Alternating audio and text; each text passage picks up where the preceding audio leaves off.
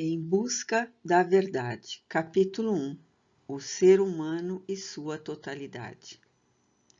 O ser humano é organizado por complexos elementos que transcendem a uma análise superficial, exigindo seguro aprofundamento nos seus elementos constitutivos. De origem divina em sua essência, desenvolveu a inteligência e o sentimento através do extraordinário périplo antropossócio-psicológico. Criado simples e ignorante, na condição de princípio inteligente, desenvolveu-se ao longo das centenas de milhões de anos, atravessando as diversas fases da cristalização da sensibilidade vegetal, da percepção instintiva animal, até alcançar a consciência e a inteligência humanas, estagiando momentaneamente na experiência virtual que lhe estava pré-determinada e que seguirá logrando conquistas mais grandiosas. Do silêncio profundo, nos estágios primários, aos sons grotescos das diversas espécies animais, conseguiu expressivo passo ao lograr a verbalização do pensamento, potencializando-se com a amplitude do conhecimento de que dispõe para expressar a beleza, as formas e a vida em todas as suas manifestações. Nesse período, desenvolveu as artes, a cultura, o pensamento filosófico, conduzindo a criatividade para descobrir os segredos ocultos em a natureza, ensaiando os passos com audácia no empirismo. Logo depois, no conhecimento dos princípios racionais através das experiências em momentosas pesquisas, ensaiando os gloriosos passos na direção da ciência. Graças a essas conquistas, alterou a paisagem terrena, modificando as estruturas de algumas partes do planeta, tomando conhecimento dos fenômenos sísmicos e ambientais, atmosféricos e marítimos, podendo prever as ocorrências calamitosas, impossibilitado ainda de as impedir.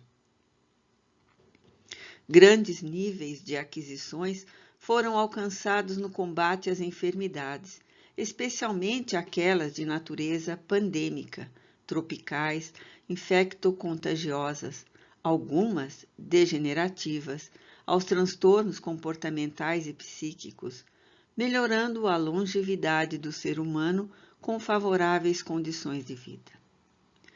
Conseguiu penetrar nos quase insondáveis mistérios do macro e do microcosmo, solucionando graves questões que pairavam ameaçadoras sobre a existência humana. Embelezou o planeta através de edificações colossais, drenando pântanos, criando jardins e pomares em terras desérticas, construindo lares e santuários confortáveis, assim como hospitais, escolas e oficinas de trabalho com excelentes condições de dignidade para os seus funcionários.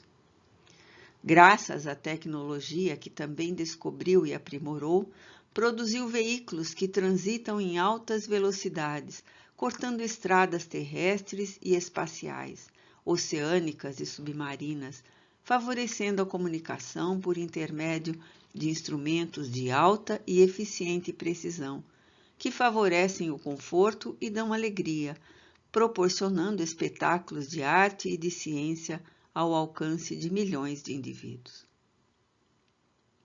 Do homem primitivo ao moderno, há um tremendo apego assinalado por incontáveis realizações e sacrifícios que mais o dignificam, impulsionando-o ao avanço contínuo na direção do infinito. Em face da sua natureza fragmentada, a agressividade ainda não pôde ser controlada, mesmo depois dos valiosos recursos da educação e da instrução, do conhecimento e da lógica, da identificação de todos os recursos que tornam a vida feliz e aprazível, ou a desqualificam na ordem da evolução. Tem havido predominância dos instintos em detrimento da razão, do egoísmo, em relação ao altruísmo da natureza animal em face da natureza espiritual. A fixação no corpo e nas suas reais como falsas necessidades, nele desenvolveu ambições desmedidas, a princípio como básicas para a conservação da vida, mais tarde, porém, como recurso de poder para gozar, dando vazão à inferioridade moral não superada que o atrela às paixões primitivas. Apesar de todos os embates filosóficos, sociológicos, éticos e morais, não conseguiu um desenvolvimento idêntico nessa área, conforme os logrou no comportamento externo. Isto ocorreu porque a evolução exterior é mais fácil de ser adquirida em relação à de natureza interior, que impõe vigilância e sacrifícios especiais na área dos sentimentos e da razão. Embora na atualidade, jactando-se de ser civilizado e educado, não tem conseguido evitar as guerras que promove, utilizando-se dos notáveis descobrimentos que canaliza para o crime e a destruição, vitimado pela mesquinhez e pelos conflitos internos que o esmagam dolorosamente. Ao lado desse tremendo infortúnio, multiplicam-se as calamidades que não tem sabido administrar, tornando seu habitat campo de batalha, cárcere de desaires, reduto de temor e de insegurança que produzem estertor e agonia. Inseguro na sua trajetória, vem destruindo as fontes de recursos naturais, ameaçando a natureza e todos os seus elementos, que se encarregarão de torná-lo mais sofrido, caso não modere a utilização dos esgotáveis recursos que se encontram à sua disposição. Essas nefastas ocorrências, porém, são filhas da sua fragmentação interior, das heranças ancestrais, das suas más inclinações. Estrutura bipolar do ser humano. O objetivo essencial da existência humana, do ponto de vista psicológico, na visão junguiana, é facultar ao indivíduo a aquisição da sua totalidade, o estado luminoso que lhe faculta o perfeito equilíbrio dos polos opostos. Jung havia estabelecido que o ser humano é possuidor de uma estrutura bipolar, agindo entre dois diferentes estados da sua constituição psicológica, qual ocorre com os arquétipos anima e ânimos.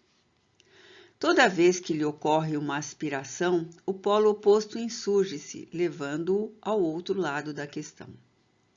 Qualquer comportamento de natureza unilateral logo desencadeia uma reação interna, inconsciente, em total oposição àquele interesse. Quando o indivíduo se exalta em qualquer forma de personalismo, está mascarando a outra natureza que também lhe é inerente. Se atribui virtudes e valores relevantes, eles são defluentes de fantasias internas do que gostaria de ser sem que o haja conseguido. Um eu opõe-se ao outro eu em intermina luta interior. Um é consciente, vigilante. O outro é inconsciente, adormecido, que desperta acionado pelo seu oposto. Um se encontra na razão, o outro no sentimento ou vice-versa. A não vigilância e não saudável administração desse opositor se apresenta como desvario que impede o raciocínio lúcido, a presença da razão. Esse ser duplo é constituído ora como resultado do conhecimento adquirido, de experiência vivenciada, enquanto o outro é de total desconhecimento, permanecendo oculto sempre à espreita. O nobre Jung utiliza-se de imagem carregada de lógica moderna quando esclarece. O ser humano vive como alguém cuja mão não sabe o que a outra faz, o que induz a recordação do pensamento de Jesus, quando se refere à excelsa ação da caridade. Dai com a mão direita sem que a esquerda o saiba. Conhecia Jesus as duas polaridades psicológicas do ser humano, e por isso incitava-o a amar tão profundamente que o seu gesto de aflição sublime e consciente estivesse em plena concordância com os seus arquivos inconscientes. Aquele que não consegue harmonizar os dois polos em sua totalidade, invariavelmente faz-se vítima das expressões desorganizadas do sentimento, induzindo-o às emoções fortes descontroladas. Stevenson, o inspirado pelo poeta inglês, bem traduziu esses dois polos na obra genial O Médico e o Monstro, quando o Dr. Jekyll era vítima do Sr. Hyde, que coabitava com ele no seu mundo interior, expressando toda a inferioridade que o médico buscava superar no seu ministério sacerdotal. Na tradição religiosa, expressam-se como o bem e o mal, ou o anjo e o demônio, continuando na feição sociológica em conceituação do certo e do errado, da treva e da luz, do belo e do feio. Essa dicotomia psicológica permanece no ser humano em desenvolvimento emocional e espiritual. O esforço terapêutico a desenvolver deve ser todo voltado para a integração do outro polo, o oposto, naquele que está consciente e é relevante, produtivo, saudável, caminho seguro para a completude. O esforço consciente do indivíduo para autopenetrar-se, autoconhecer-se, como resultado das tensões dos polos ativados pelo interesse da integração, induz o indivíduo a um comportamento gentil, afável, compreensível das dificuldades e limitações do seu próximo.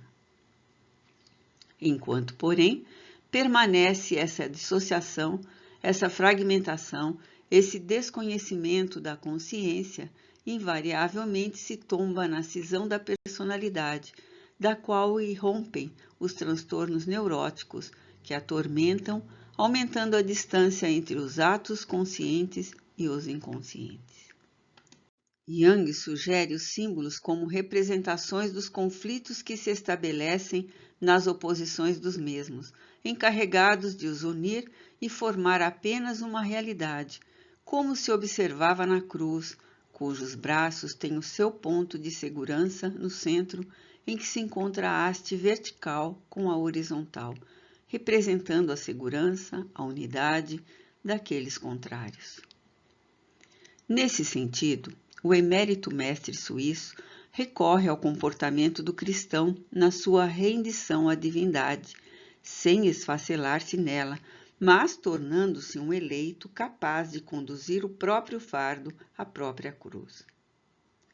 Pessoas inexperientes, quando se dão conta dos opostos no seu mundo interior, afligem-se desnecessariamente, formulando conceitos indevidos e punitivos, como se as manifestações do inconsciente signifiquem inferioridade, promiscuidade, dando origem a culpas injustificáveis pelo fato de existirem. Supõe precipitadamente que podem forçar a mudança, tornando-se puras, embora os conflitos, culminando em descobrimentos dolorosos de existências vazias. Esses conflitos não devem ser combatidos como inimigos num campo de batalha, mas atendidos, orientados, esclarecidos, libertando-se deles pela sua conscientização, de forma que a autoconsciência experimente bem-estar pela conquista realizada interiormente. É comum a ocorrência de pensamentos infelizes no momento da oração, da meditação, o que não é habitual noutras ocasiões, gerando inquietação e mal-estar. Ocorre que, estando arquivados no inconsciente, quando esse é ativado pelo polo edificante, logo o outro descerra a sua cortina e libera o adversário. A atitude a tomar com tranquilidade consiste em permanecer não reativo, insistindo no propósito, ora em vivência até a unificação dos oponentes. A fragmentação leva ao desfalecimento, à perda do entusiasmo. Um eu em luta contra o outro eu deteriora o sentimento ou aturde a razão. A contínua luta entre o ego e o self. Invariavelmente, o indivíduo busca superar esse eu opositor frequente, adotando comportamento castrador, por intermédio do esforço consciente para suprimi-lo, o que redunda em grande fracasso, porque o polo que orienta o outro eu permanece vivo, embora disfarçado pela aparência que se adquire.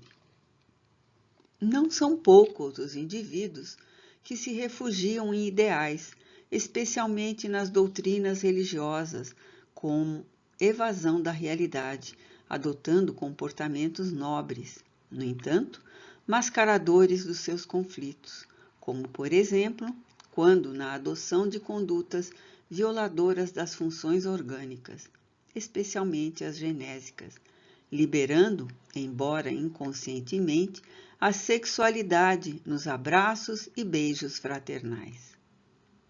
A sombra existente no ser humano não deve ser combatida, senão diluída pela integração na sua realidade existencial.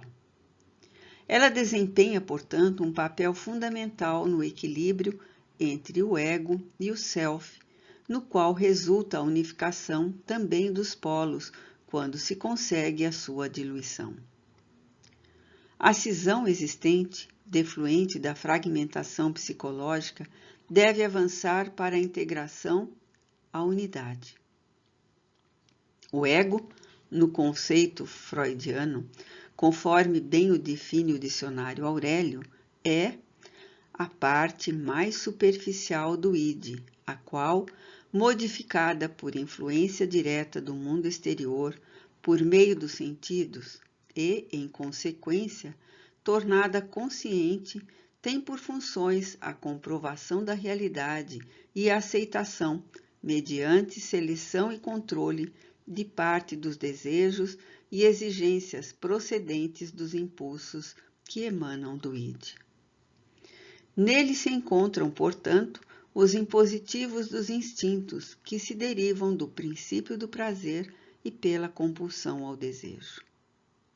São esses impulsos o resultado dos instintos procedentes das faixas primárias da evolução que se destacam em oposição quase dominante contra a razão, a consciência de solidariedade, de fraternidade, de tolerância e de amor.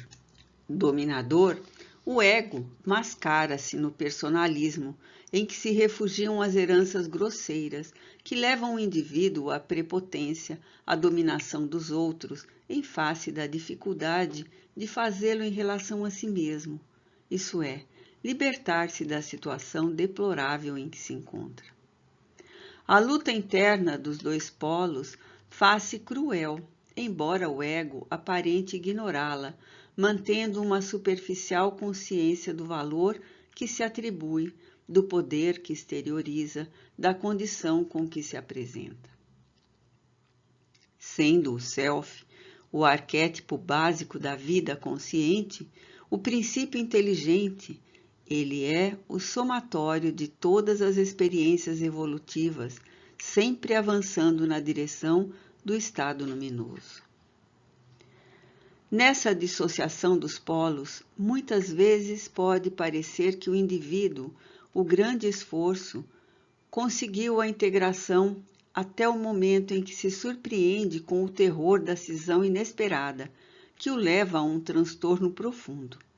Especialmente se viveu em razão de um ideal que asfixiou o conflito, mas não o solucionou, despertando com sensação de inutilidade, de vazio existencial.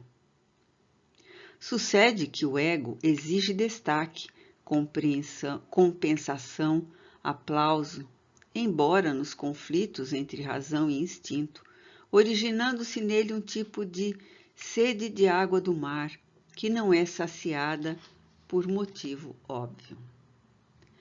Mesmo encontrando compensações de prazer, do impulso instintivo que leva à compulsão do desejo, a insatisfação defluente da ansiedade do poder empurra a sua vítima ao transtorno depressivo, porque a sua ânsia de dominação termina por esvaziá-lo interiormente.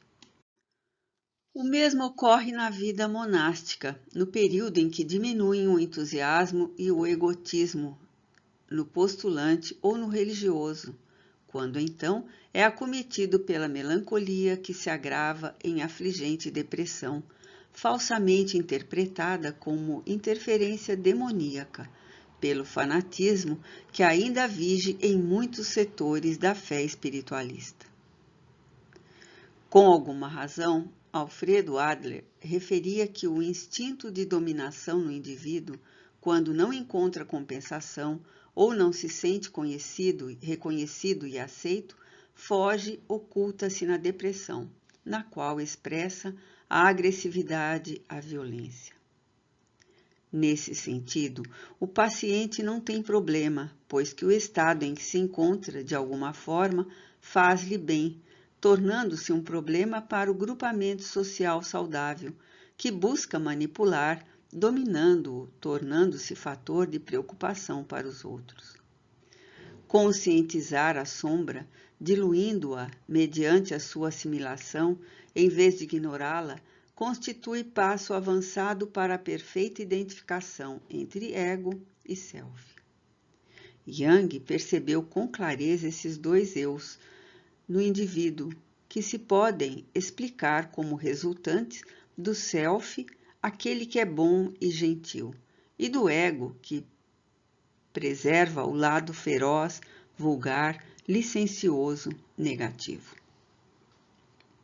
Poder-se-ia dizer que o indivíduo possuiria duas almas em contínuo antagonismo no finito de si mesmo. Essas expressões apresentam-se na conduta humana quando em público aparenta-se uma forma de ser e quando, no lar, na família ou a sós, outra bem diferente. O que representa gentileza transforma-se em mal-estar, azedume e aspereza. Aceitar-se com naturalidade esses opostos é recurso salutar, terapêutico, para melhor contribuir-se em favor da harmonia entre os outros litigantes, que são o ego e o self.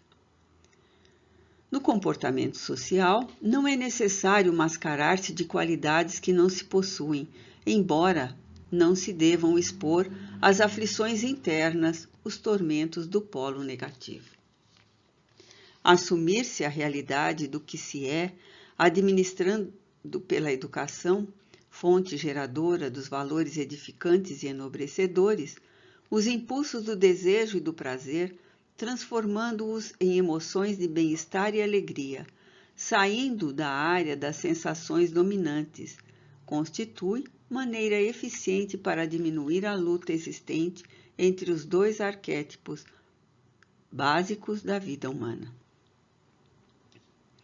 Uma religião racional, como o Espiritismo, destituído de fórmulas que ocultam o seu conteúdo, que é otimista e não castradora, que convida o indivíduo a assumir as suas dificuldades, trabalhando-as com naturalidade, sem a preocupação de parecer o que ainda não consegue, estruturada na realidade do ser imortal, com as suas glórias e limitações, é valioso recurso terapêutico para a união de todos os opostos que passarão a fundir-se, dando lugar a um eu liberado dos conflitos, que se pode unir à divindade, sem os artifícios que agradam os indivíduos ligeiros e seus supérfluos comportamentos existenciais.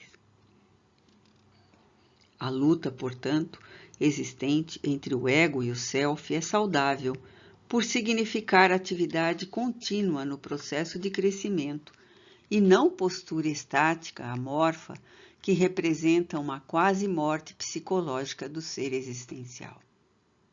Humanizar-se do ponto de vista psicológico é integrar-se.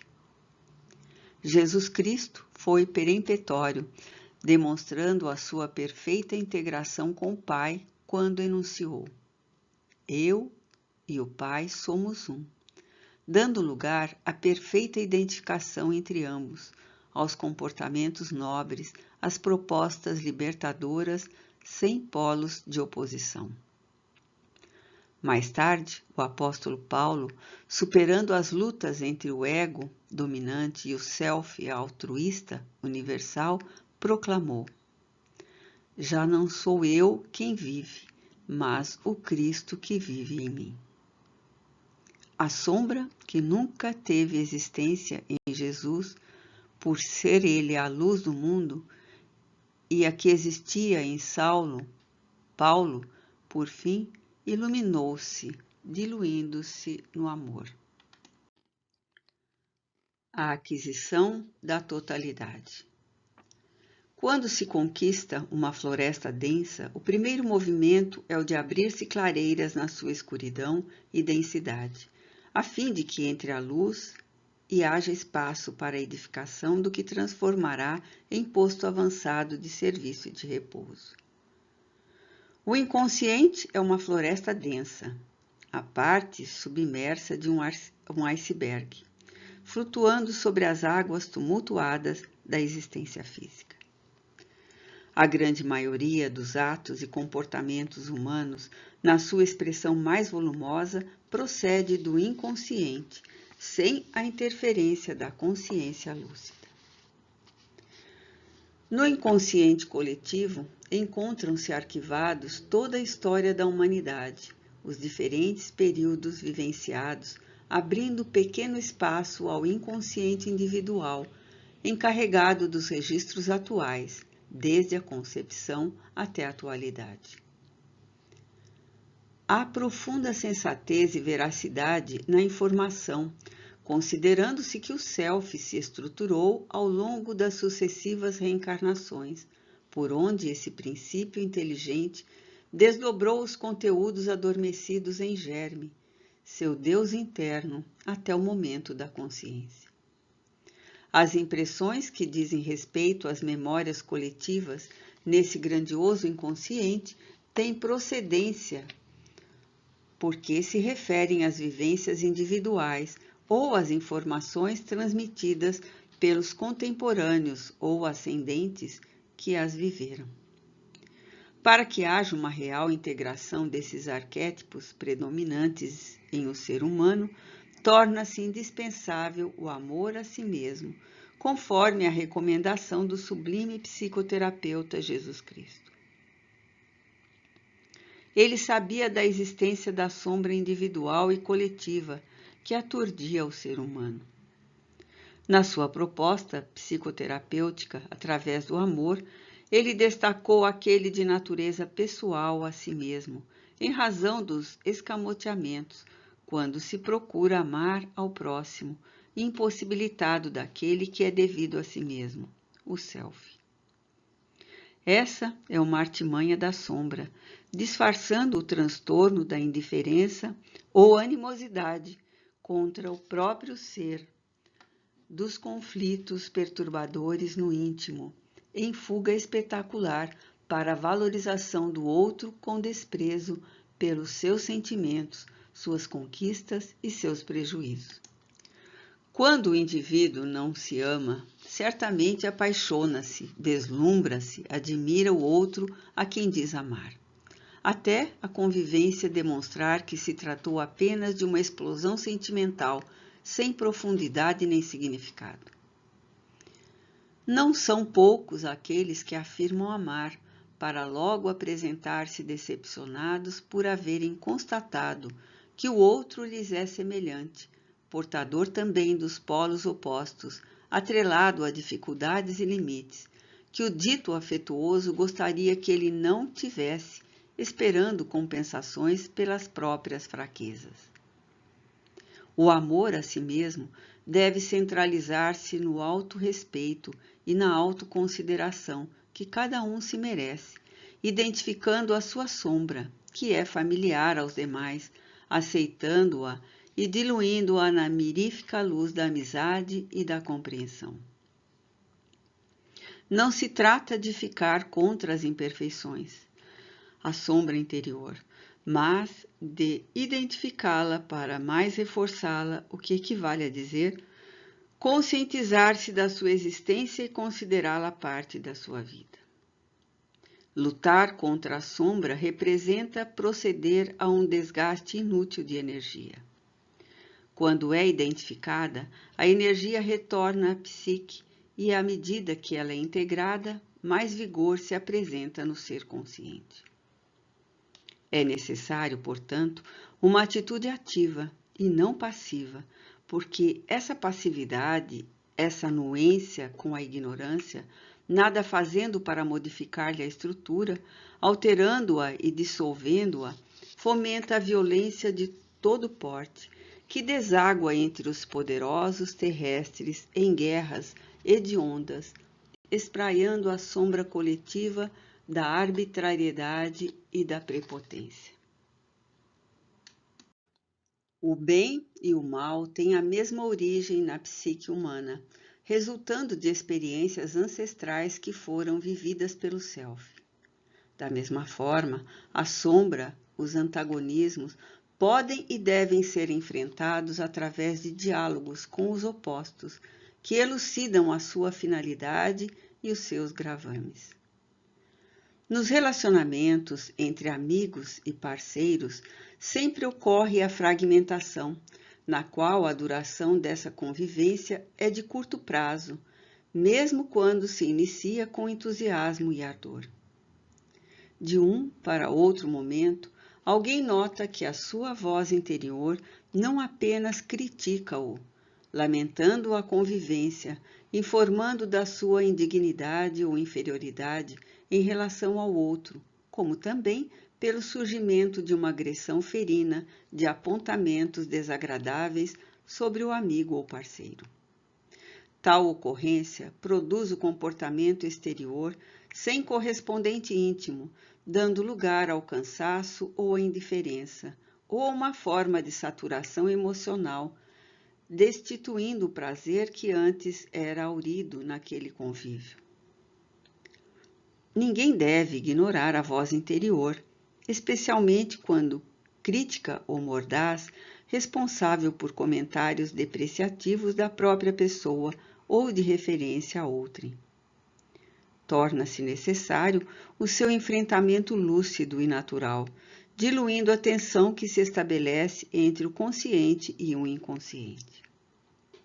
Normalmente, diante de uma bela performance exterior, irrompe interna a voz que censura, que abomina, que recalcitra em relação àquele desempenho.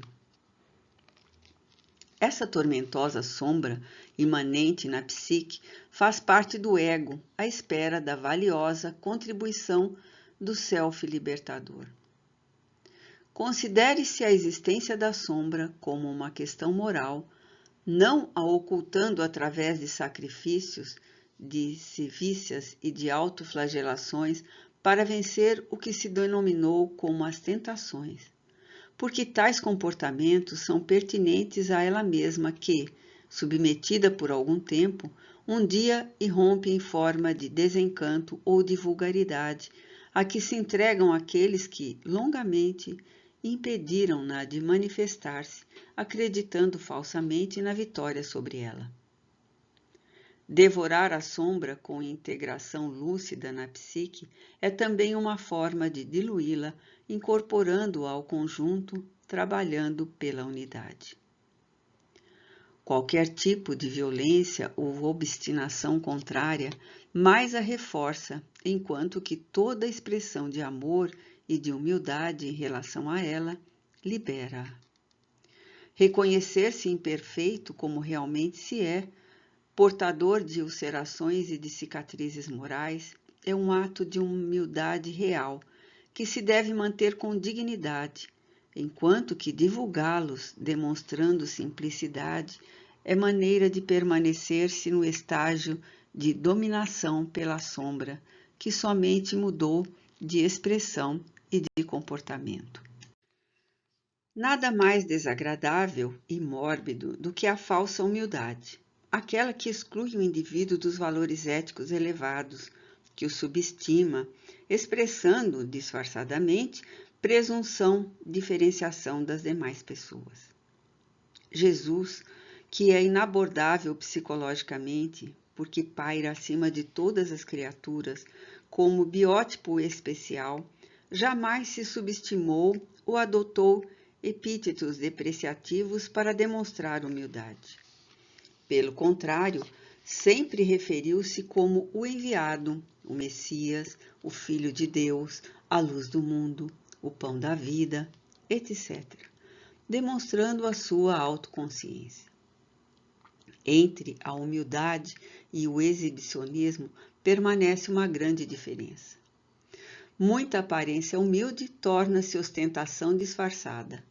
Portanto, presença da sombra dominadora na conduta psicológica. Em qualquer movimento religioso em busca e superação dos conflitos, vale a pena considerar-se que convivem no mesmo indivíduo o anjo e o demônio, que necessitam harmonizar-se, descendo um na direção do outro, que ascende no rumo do primeiro. Quando se reconhece essa dualidade presente na psique que é representativa do ser humano, uma das suas características, portanto, torna-se fácil a terapia equilibradora, unindo-a em um ser lúcido, psiquicamente e generoso emocionalmente. A integração é necessidade de vivenciar-se um labor consciente de amadurecimento psicológico, de conquista emocional e espiritual.